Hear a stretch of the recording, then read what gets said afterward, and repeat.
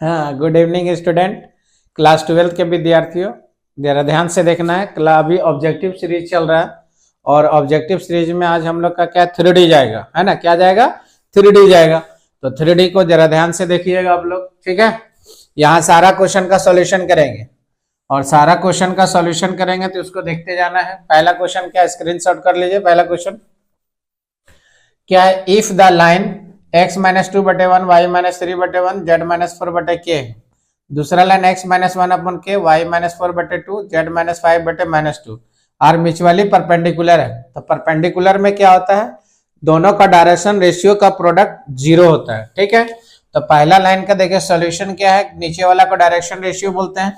देखो ऐसे x minus x1/a line ऐसे y minus y1/b z minus z1/c। Point कितना से पास कर रहा है? x1 y1 z1 और a b c r क्या डायरेक्शन रेशियो है। समझ में आया? तो पहला लाइन का क्या है बाबू, देखो x माइनस 2 1 है, y माइनस 3 1 है, z माइनस 4 k है, लाइन 1 मान लें। दूसरा लाइन क्या है देखिए, तो x माइनस 1 अपन देखो k है, y माइनस क्या है जरा ध्यान दीजिएगा, y माइनस 4 अपन देखो 2 है, z माइनस 5 अपन माइनस 2 है, ठीक है। तो डायरेक्शन रेशियो निकालेंगे किसका? Direction ratio of line 1। नीचे वाला डायरेक्शन रेशियो हो गया 1 1 और 1, इसको सॉरी k है, ठीक है। तो इसको हम लोग क्या मानेंगे? a1 b1 और c1। नीचे डायरेक्शन रेशियो ऑफ लाइन 2 क्या होगा? k2 और -2, इसको क्या होगा? a2 b2 और c2। अब परपेंडिकुलर का केस क्या होता है? देखो a1 a2 जरा ध्यान दीजिएगा, b1 b2 प्लस देखो c1 c2 बराबर देखो 0। इसको दोनों को गुना करेंगे k आएगा, इसको इससे गुना दिक्कत है तो यहां से देखिए इसको दोनों को मल्टीप्लाई कीजिए, 1 इंटू के 1 इंटू देखो 2 आएगा, k इंटू क्या होगा? -2 आएगा, बराबर ये क्या है? 0 है। तो ये कितना होगा? देखो k प्लस 2 -2 के बराबर देखो तो 0। एक यहाँ टर्म क्या होगा? घट जाएगा, उठा उधर कर दे रहे हैं। माइनस के बराबर -2 माइनस माइनस कट गया, के बराबर देखो 2। तो 2 देखेंगे यहाँ पे कहाँ पे है बाबू? 2 देखिए कौन सा ऑप्शन है? ऑप्शन नंबर क्या हो गया? सी डी हो गया। समझ में आ गया? नीचे वाला को डायरेक्शन रेशियो बोलते हैं। देखो a1 इसको 1 1 1, ठीक है, k 2 और -2। तो पहला क्या माने? a1 b1 c1, दूसरा a2 b2 और c2। अब यहाँ सब दोनों का प्रोडक्ट करने पे ये देखो प्लस में उधर गया तो माइनस में, ये टर्म यहाँ घट जाएगा, माइनस माइनस कट गया, ऑप्शन 2 हो गया। अगर पैरेलल बोलता तो पैरेलल का कंडीशन क्या होता है? a1/a2 बराबर b1/b2 बराबर c1/c2। ये क्या है? पैरेलल है।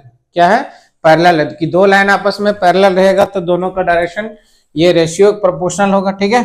अगला देखिएगा, हर क्वेश्चन का आपको सॉल्यूशन दे रहे हैं, क्वेश्चन को अच्छा से देखिएगा, ठीक। दूसरा क्या है?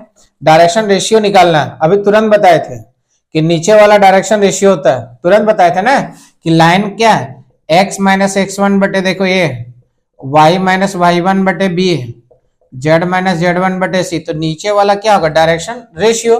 तो यहाँ डायरेक्शन रेशियो क्या है? 1 1 1, ऑप्शन नंबर क्या हो गया? बी हो गया। समझ में आ गया? ठीक है। अगला देखिएगा, दूसरा तीसरा नंबर क्वेश्चन में क्या है कि पॉइंट निकालना, the distance from the X axis का पॉइंट है।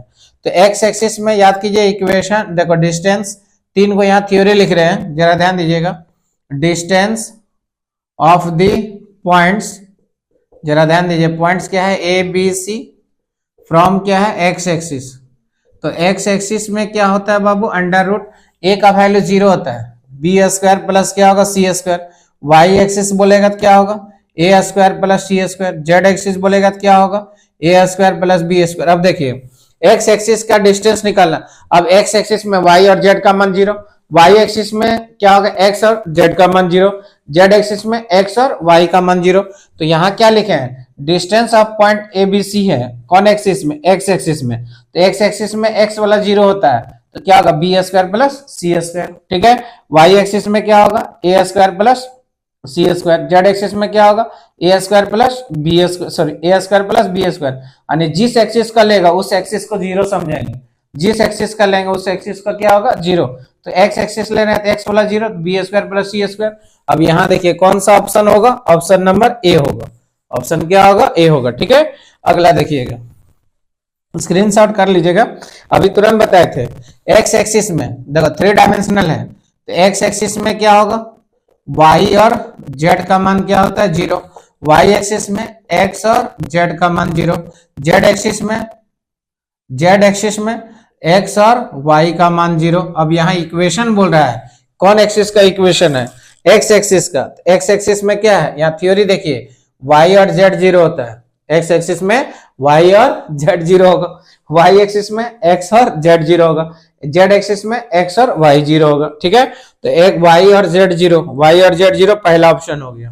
ठीक है, गुड है। अब आगे देखिएगा, एकदम आसान है बाबू, सिर्फ आपको क्या है समझना होगा। आगे देखिए क्या लिखा, if A line makes an angle क्या है, अल्फा कितना 90 डिग्री, 135 डिग्री और 45 degree with the X axis, Y axis, Z axis respectively, then direction cosine. तो डायरेक्शन कोसाइन किसे कहते हैं, एलिमेंट से डिनोट करते हैं, याद कीजिए ऐसे फिगर। ठीक है, एक्स है, वाई है, जेड है, अल्फा है, देखो गामा है, और ये क्या है बीटा मान लिया इसे।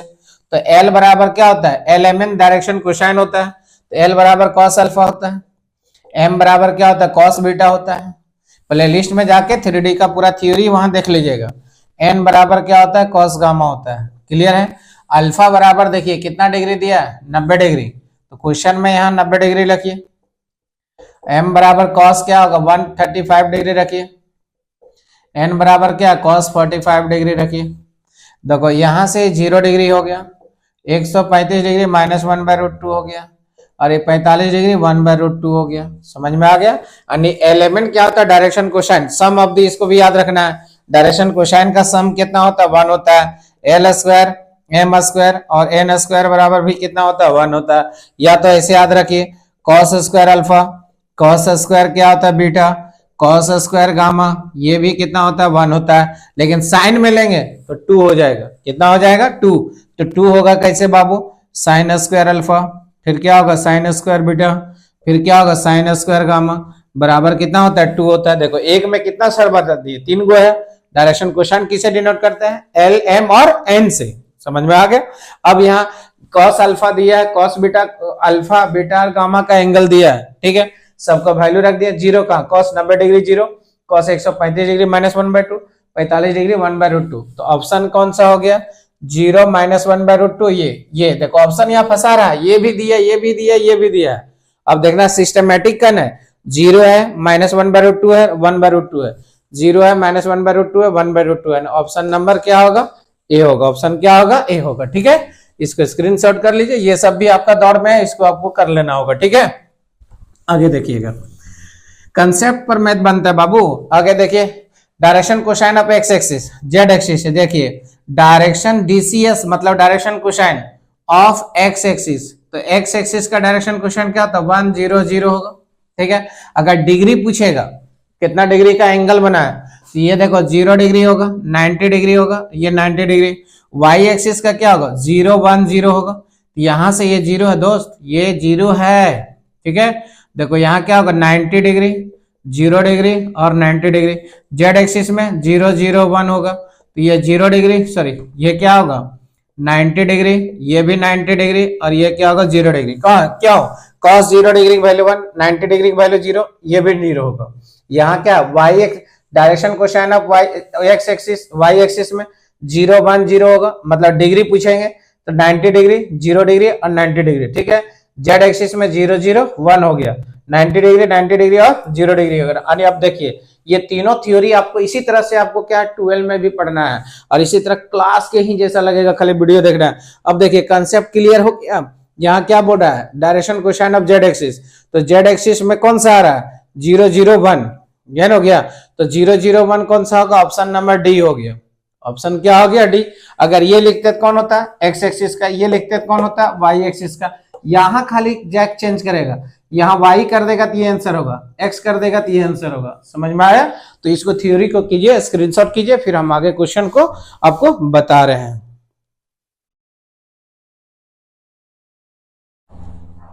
अगला क्वेश्चन देखिएगा आपका क्या है, एकदम आसान है। यहाँ सॉल्यूशन करेंगे, सारा देखते जाइएगा ध्यान से। क्या लिखे, लाइन ये दिया हुआ passes through the point, point निकालना है। तो देखो general equation of straight line क्या होता है कि यहाँ जरा देखिए x1 y1 और z1 से पास करेगा, ये x y क्या है, मूविंग पॉइंट है, और इसका डायरेक्शन रेशियो दिया रहता है ए बी सी। ठीक, तो फॉर्मूला क्या है, x माइनस x1 बटे y माइनस y1 बटे b z1 बटे c। अब देखना है कि ये जो लाइन है, ये इक्वेशन है, इसके फॉर्मेट में है, नहीं है। क्यों नहीं है, कि देखो x माइनस 5 बटे देखो 3 है, y प्लस 4 अपन कितना है 7 है, z माइनस 6 बटे क्या है 2 है, इसके फॉर्मेट में नहीं है, यानी x माइनस 5 बटे 3 हो गया, y माइनस माइनस 4 बटे देखो 7 हो गया, z माइनस 6 बटे 2। तो पॉइंट निकालना है, तो पॉइंट यहां से क्या है, किसे पास कर रहा है, 5 माइनस 4 और 6, ये हो गया 5 माइनस 4 और 6, यानी ऑप्शन नंबर क्या हो गया, ए हो गया। अरे इक्वेशन देखिए किसे पास कर रहा है, standard equation of straight line ऐसे होता है, x minus x1 y minus y1 z minus z1 c b a है, ये ना।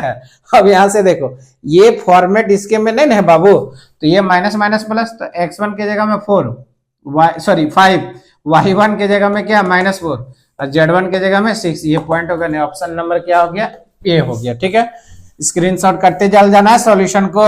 आगे देखिए, find the equation of the line, 2 point से पास कर रहा है, देखो 2 पॉइंट से x1 y1 और z1, और क्या है देखो 2 पॉइंट है, इसे लाइन का दे रहा है, देखिएगा ध्यान से 8वां नंबर सॉल्यूशन।